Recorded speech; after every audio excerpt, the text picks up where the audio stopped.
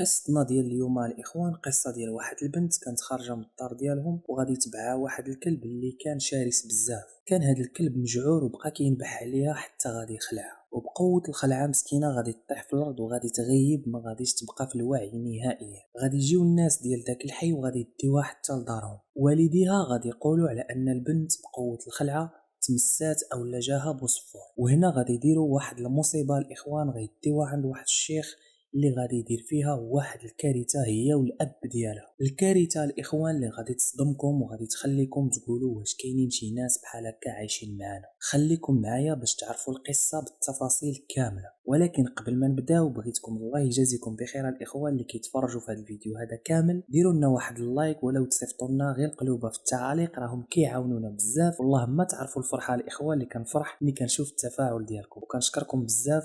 وسمحوا لي لا طولت عليكم، ويلا نبداو القصه على بركه الله. بنت ما شاء الله كانت قمه في الجمال. واحد النهار كانت خارجه من الباب ديال دارهم غادي يتبعها واحد الكلب، والكلب كما قلت لكم كان مجعور وبقى كينبح عليها. هي بقوه الخلعه طاحت وبقات مسكينه غايبه على الوعي في الارض. جاو الناس داوها لوالديها، وكما كنعرفوا بزاف ديال الناس كيامنوا بهذا الشيء ديال المس وبوصفور الى اخره. غادي يقولوا الحل الوحيد اللي عندنا باش البنت ديالنا تنوض وتولي مزيانه غادي نديوها عند واحد الشيخ. وهذا الشيخ هذا كان مشهور في واحد القبيله، وتقريبا الناس كاملين اللي في ديك القبيله كيامنوا بداك الشيخ، وكيقولوا على ان اي مريض كيمشي لعنده كيخرج من عنده ما فيه والو. المهم هذا هو الكلام ديالهم اللي شايع على داك الشيخ في هذيك القبيله. الاب ديال ديك البنيه غيديها عند هذا الشيخ، وهذا الشيخ هذا الاخوان ما كان كيداوي لا بقران ولا والو، كان كيداوي غير بواحد العود ديال الزيتون. اي مريض كيجي لعنده كيربطوا مع واحد 3 ديال الركيزات كيكون دايرهم في الارض، وكيربطوا معاهم وكيزبطوا كيبقى يضرب فيه.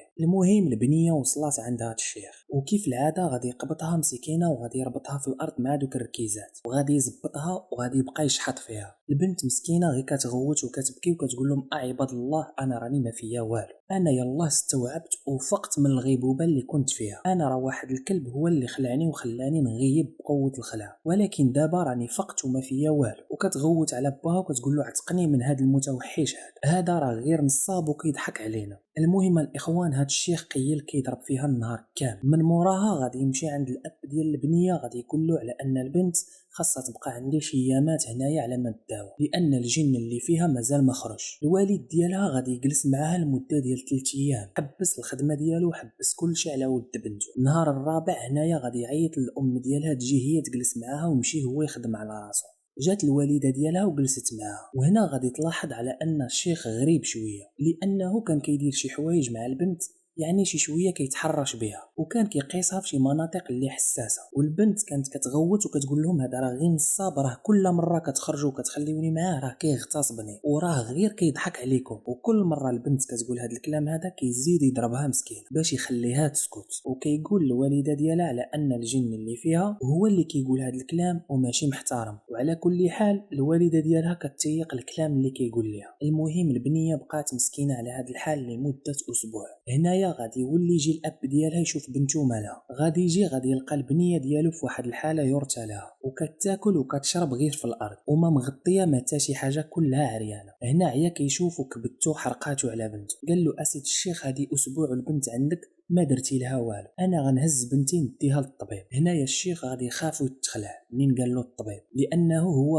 غير نصاب، واذا وصلت للطبيب وعرفوا شكون اللي دار فيها داك الحاله راهم غادي يصيفطوا له البوليس وغادي يجيبوه، وغادي يعيط لهذوك المساعدين ديالو من العيالات والرجال اللي كيعاونوه. وكانوا هاد المساعدين كاملين اللي عنده جايبهم من نفس القبيله اللي خدام فيها، وغادي يقول لهم على ان هذا الراجل هذا راه خرج الجن اللي في البنت ديالو ودخل له هو، اجي وعاونوني فيه. غادي يشدوه وغيديروا له نفس القضيه ديال بنته، وغيجبدوه حدا بنته في واحد 3 الركيزات، وغادي يربطوه وغيزبطوه. وغادي يولي الاب يشوف كل ليله الشيخ كيغتصب له بنته وحدا عينيه. والبنت مسكينه كانت في انفاسها الاخيره الاخوان، وكتقول ليه ياك بابا ياك قلت ليك راه كيغتصبني وكيتكرفص عليا، وعلى انه غير نصاب. الاب ديالها غير كيشوف فيها مسكين وكيبكي. المهم غادي يبقاو على هاد الحاله 3 ايام الاخوان. بالنسبه للاب ديالها عاش هاد الحاله 3 ايام، ولكن البنيه مسكينه اسبوع و3 ايام وهي على هاد العذاب ديال الجحيم. هنايا الام ديالها كانت مشات من جاب باها وجلس معها عند هاد الشيخ. مشات ولكن رجعات من بعد 3 ايام هي والعمه ديال هاد البنيه هذه، يعني عمتها. وهاد عمتها كانت مسخوطه وما كتسكتش، يعني كانت قويه. ومنين عرفات الخبار ديال بنت خوها تعصبات وقالت لهم المصيبه شنو درتو، راكم درتو مصيبه وكفرتوا بالله سبحانه وتعالى وعذبتوا معاكم هاد البنيه. دابا تديوني عند هاد الشيخ نشوف بنت خويا فين هي. غادي يرجعوا ديك الساعات للدار ديال الشيخ. منين غادي يدخلوا دوك المساعدين ما غاديش يخليوهم يدخلوا للبيت فين كاينه البنت هي وباها مربوطين، وغادي يقولوا لهم على ان الشيخ ما كيسمح لحتى شي واحد غريب يدخل لتما. المهم عمت ديك البنيه بقات كتغوت وكتصرصر عليهم تما، دارت ليهم واحد الشوهه ووصلات للدباز معاهم. المهم ما تفكاتش حتى دخلات لذاك البيت. منين دخلات الاخوان غتلقى واحد المصيبه يورتالها، كارثه في حق البشريه. لقاتهم لحمهم كلها زرقاء، اللون ديالهم بحال لون السما، جثث هامده، ماتوا وشبعوا موت. ديك الساعات طاحت فوق منهم وسترات العوره ديالهم وغطاتهم وحيدت ليهم داك الرباط اللي كانوا رابطينه. عيطت للبوليس، جاو ديك الساعات. هنايا غادي يقلبوا على الشيخ ما كاينش الاخوان، عياو يقلبوا عليه بحال شي واحد ملح وداب، ما عرفوش فين كاين. وهذا الشيخ هذا ما كانش ولد هاد القبيله هذه. غادي يشدوا المساعدين ديالو كاملين، ولكن المساعدين قالوا حنايا كنا مامنين بهذا الشيخ بداكشي اللي كيقول، وحنا كنا كنديروه غير الكلام اللي كيقول لانه كيهضر معنا بالقران الكريم والى اخره، وحنا كنا كنتيقوا على اساس الكلام ديال القران اللي كنسمعوا من عنده. وكما كتعرفوا على ان المشعوذين وهاد الشيوخ اللي كيسميو راسهم شيوخ كيهضروا معاك دائما بالقران الكريم، والانسان ملي كيسمع القران كيقول هنا نبات. ولكن هو الا ما كلمكش بالقران الكريم ما عمرو غادي يخدم معاه الجن، لان القران الكريم هو كيستخدمه مقلوب، وهكا باش كيقبلوا الجن يخدموا معاه الا ما دارش هاد الخطوات في القران الكريم. ولكن بزاف ديال الناس اللي غنسميهم جهله كيامنوا بهاد الناس هادو، لان اي واحد غادي يطلب منك مقابل على الرقيه الشرعيه او اللي يقرا عليك القران عرفوا على انه دجال الاخوان. ما كاينش مقابل في القران الكريم. والا بغيتي تهرب من هاد الشيء هذا كامل وحسيتي براسك مقيوس بعين او لا حسد او لا ممسوس، يمكن لك انت تداوي راسك، انت تقرا على راسك القران الكريم وتقرا على وليداتك وعلى مراتك. المهم الاسلام ديالنا ما خلاناش شي حاجه ما نعرفوهاش. وهنايا غادي نرجعوا للقصه ديالنا.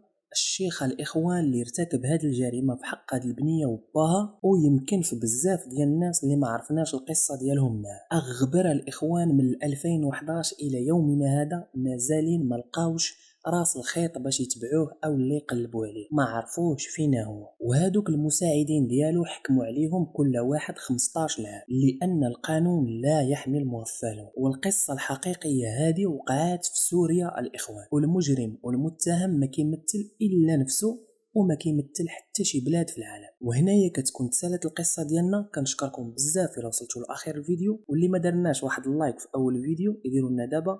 كان معكم خوكم الايوبي، وما بقى لي نقول لكم في امان الله ومع السلامه.